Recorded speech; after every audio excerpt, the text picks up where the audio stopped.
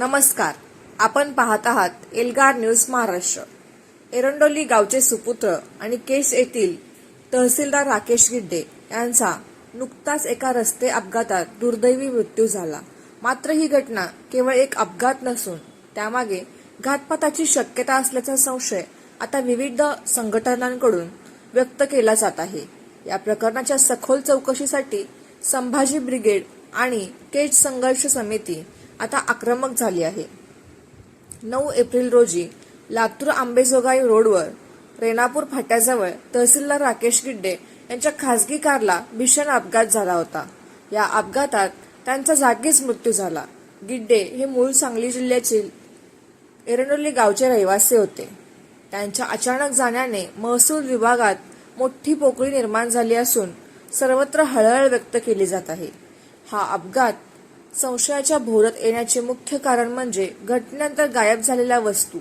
अपघाताच्या वेळी राकेश गिड्डे यांच्याकडे असलेला त्यांचा मोबाईल आणि लॅपटॉप घटनास्थळावरून गायब झाला आहे. एका जबाबदार महसूल अधिकाऱ्याच्या महत्वाचा डेटा असलेला लॅपटॉप आणि फोन गहाळ होणे ही बाब अत्यंत गंभीर मानली जात आहे. यामुळेच हा मृत्यू नियोजित घातपात तर नाही ना, असा प्रश्न उपस्थित केला जात आहे. या प्रकरणाचे गांभीर्य लक्षात घेऊन संभाजी ब्रिगेड आणि केस संघर्ष समितीच्या पदाधिकाऱ्यांनी जिल्हाधिकारी विवेक जॉन्सन आणि तहसीलदार दुलाजी मेंढके यांची भेट घेऊन त्यांना सविस्तर निवेदन दिले आहे.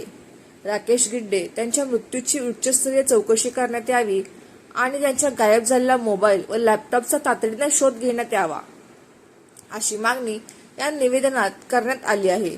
जोपर्यंत या प्रकरणाचा सत्य अहवाल समोर येत नाही तोपर्यंत हा विषय लावून धरण्याचा पवित्रा स्थानिक संघटनांनी घेतला आहे.